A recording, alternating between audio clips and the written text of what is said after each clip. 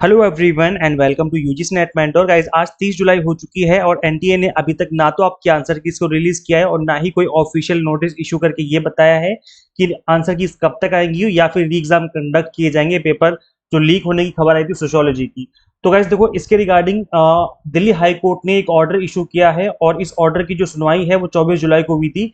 लेकिन इस ऑर्डर को समझना इसलिए जरूरी है कि नेक्स्ट स्टेप क्या होने वाला है। अब नेक्स्ट स्टेप जो होगा एनटीए का वो क्या होगा, कब तक एनटीए आपके आंसर कीज को रिलीज करेगा। अगर आप इस ऑर्डर को समझ लेंगे जो कि दिल्ली हाई कोर्ट ने इशू किया है, तो डेफिनेटली आपको चीजें समझ में आ जाएंगी कि आप किस तरीके से चीजें होने वाली हैं। तो आपको इस वीडियो को पूरा देखना ताकि आपको हर चीज अच्छे से समझ में आ जाए। वैसे मैं बता दूं कि एनटीए ने कुछ कदम भी उठाए हैं अभी रिसेंटली, जिससे आप फ्यूचर में पेपर लीक नहीं हुआ करेगा, ऐसा एनटीए का कहना है। तो इसके बारे में एनटीए ने कौन कौन से नए कदम उठाए हैं अभी रिसेंटली, इसके रिगार्डिंग आप चैनल पे विजिट करके इस वीडियो को गो थ्रू कर सकते हैं। तो गाइस देखिए, जो दिल्ली हाई कोर्ट में जो केस हुआ था 24 जुलाई को, इसमें एक ऑर्डर इशू किया था दिल्ली हाई कोर्ट ने और इसमें क्या बोला गया है आज की इस वीडियो में समझ लेंगे हम। तो आपको समझ में आ जाएगा कि एनटीए का जो नेक्स्ट स्टेप है वो क्या रहने वाला है, कब तक आपके आंसर की इसको रिलीज करेगा एनटीए। तो गाइस देखो, ये जो नोटिस है वो 24 जुलाई का है जो ऑर्डर है, और इसको जस्टिस जसमीत सिंह की बेंच ने सुनवाई करी थी इसकी। तो गाइस देखो, this is a writ petition filed under article 226 of the constitution of India seeking the following prayers. तो इसके अंदर एक इशू की गई है, एक रिट मैंडेमस, जो कि इशू की जाती है किसी पब्लिक अथॉरिटी को ताकि वो और वो पब्लिश करें रिजल्ट को, या जो भी चीजें रुकी हुई हैं उसको आगे कंटिन्यू करें। तो यहाँ पर जो ये रिट मैंडेमस है वो किस चीज के रिगार्डिंग है, दिस इज ऑर्डर और direction restraining respondent number 2 from declaring publishing the result. यहाँ पर एनटीए की बात हो रही है जो कि रिजल्ट को डिक्लेयर नहीं कर रहे हैं या फिर आपका जो फिर या फिर पब्लिश नहीं कर रहे हैं। तो यहाँ पर आप देखेंगे गाइस, ये जो रिट मैंडेमस इशू किया गया है वो स्पेसिफिकली इशू किया गया है सोशियोलॉजी पेपर को लेकर के। यहाँ पर जो केस किया गया था वो सोशियोलॉजी पेपर वाले ही स्टूडेंट ने किया था, तो वो उसी चीज की सुनवाई हो रही है। तो सोशियोलॉजी पेपर 2 जो था वो सब्जेक्ट वो जो रिसेंटली भी हुआ था यूजीसी नेट जो 2026 एग्जाम के, उसी की बात की जा रही है यहाँ पर। until an independent investigation into the alleged leak is completed and its findings made available। ये जो पेपर लीक की जो अलेज किया, मतलब अलेज का मतलब ये है कि जो खबर फैलाई गई थी और जिसको एक संभावना थी कि पेपर लीक हुई है, उसके बारे में क्या इन्वेस्टिगेशन की जा रही है, क्या हो रहा है, या जब तक आप रिजल्ट पब्लिश नहीं कर रहे हैं तब तक इन्वेस्टिगेशन, यहाँ पर देखो डायरेक्शन दी गई है, डायरेक्टिंग दैट द इन्वेस्टिगेशन या तो एक इंडिपेंडेंट अथॉरिटी के थ्रू कराई जाए, तो लिखा भी है यहाँ पर alleged leak to handed over to respondent number 4 यानी सीबीआई की बात की जा रही है, और that a special investigation team be constituted for said purpose and that status report be filed before this honorable court within time bound period। तो यहाँ पे बोला जा रहा है कि या तो इस केस को सीबीआई को दे दो या फिर कोई स्पेशल इन्वेस्टिगेशन टीम गठित करो जो कि इस चीज को चेक करे जो एलिज किया गया था कि पेपर लीक हुआ है। इसके अलावा और क्या बोला गया इस ऑर्डर में, देखो गाइस यहाँ पर एक फ्रेश एग्जामिनेशन की बात भी कही गई है, ये भी रिट मैंडेमस है।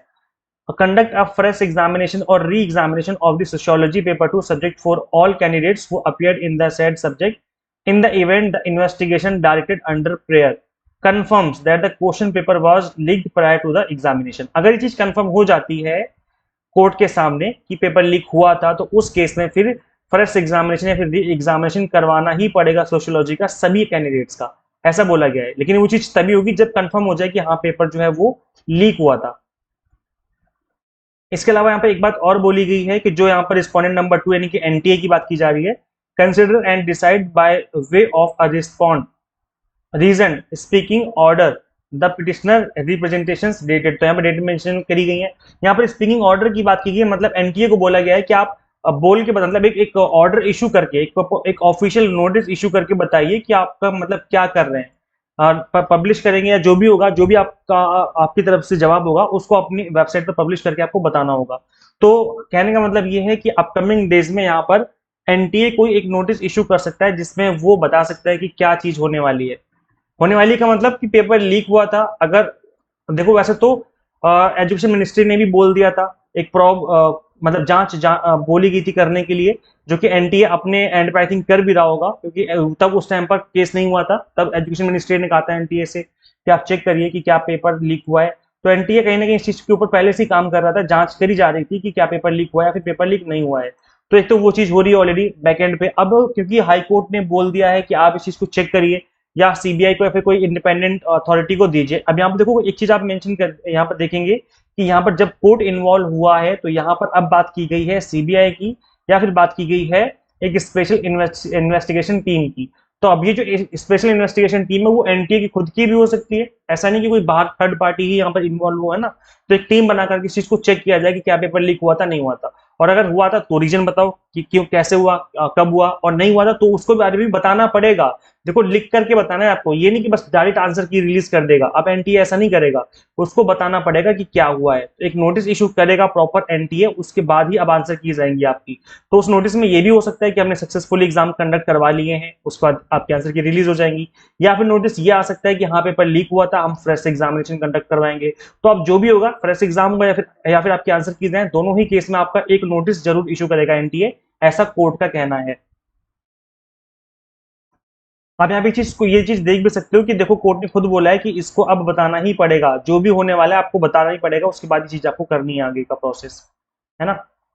अब वैसे देखो यहाँ पर जो डेट दी गई है वो डेट क्या है, देखो लिखा हुआ है issue notice to the respondent number 3 through all modes including electronic on the petitioner taking steps within 1 week from today, returnable on 6 August. तो 6 अगस्त को एनटीए को अब जवाब देना पड़ेगा कोर्ट को।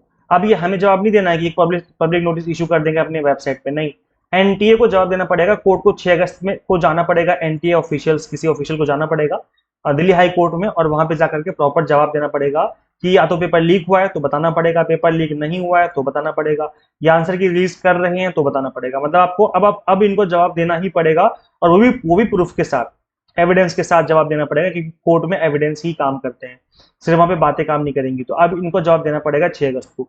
तो अब यहाँ पर देखा जाए तो मोटे मोटे तौर पे 6 अगस्त से पहले ये तो कंफर्म है कि सोशियोलॉजी की तो आंसर की नहीं आने वाली, सोशियोलॉजी का तो कंफर्म है कि 6 अगस्त से पहले नहीं आने वाली। जब तक ये चीज कंफर्म नहीं हो जाए, उन कोर्ट को जवाब नहीं दे दिया जाए, तब तक वो आंसर की रिलीज नहीं करेंगे अब सोशियोलॉजी की। तो ये तो बात सोशियोलॉजी की होगी। अब हम बात करते हैं बाकी सब्जेक्ट की, ऑल अदर सब्जेक्ट के बारे में। क्या क्या बाकी सब्जेक्ट की आंसर कीज आ सकती हैं? तो गैस इसकी दो पॉसिबिलिटी है। पहली पॉसिबिलिटी ये है कि यस आ सकती है, लेकिन उससे भी पहले एनटीए को एक नोटिस इशू करना पड़ेगा अपनी वेबसाइट पे, जिसमें बताना पड़ेगा कि जो प्रॉब्लम थी वो केवल सोशियोलॉजी के साथ थी, बाकी किसी भी सब्जेक्ट में प्रॉब्लम नहीं है, और इस वजह से हम आंसर की रिलीज कर रहे हैं। ये नोटिस इशू करना पड़ेगा, क्योंकि अब यहाँ पर कोर्ट इन्वॉल्व हो चुका है। इसके अलावा अगर यहाँ पर आंसर की नहीं आती 6 अगस्त तक, ये रिलीज नहीं करते, अगर नो का केस बनेगा, तो उस केस में फिर कोर्ट को जवाब देना पड़ेगा 6 अगस्त को। मतलब 6 अगस्त से पहले बाकी सब्जेक्ट की आंसर कीज आ सकती हैं, लेकिन उसके लिए नोटिस इशू करना पड़ेगा, उसके बाद ही आंसर की आएगी। और अगर आंसर की नहीं आई 6 अगस्त तक, तो इसका मतलब है कि 6 अगस्त को फिर जवाब देना पड़ेगा एनटीए को कोर्ट में जाकर के कि जो सोशियोलॉजी का है उसका क्या है, क्या सीन चल रहा है, मतलब जारी करेंगे आंसर की या नहीं करेंगे, और बाकी सब्जेक्ट की कब तक करेंगे। मतलब 6 अगस्त तक हमें कंफर्म हो जाएगा।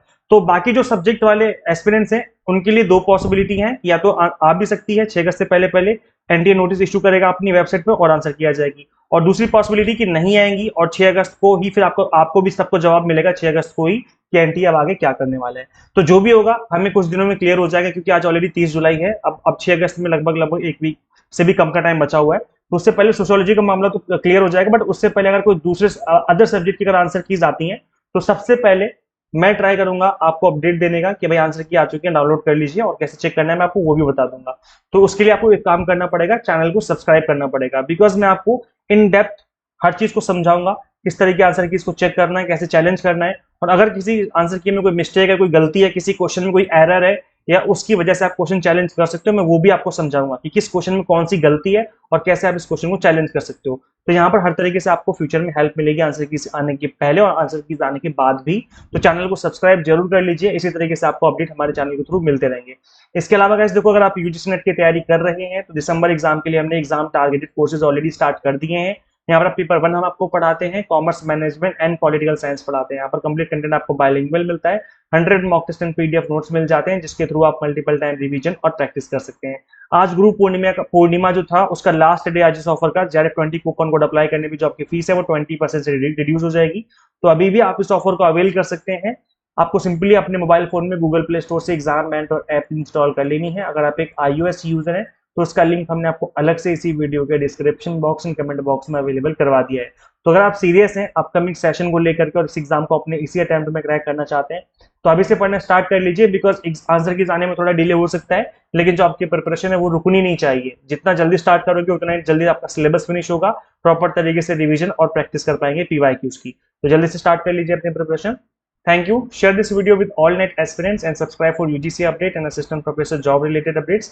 Guys, इस वीडियो में इतना ही, मिलते हैं फिर नेक्स्ट वीडियो में। Thank you.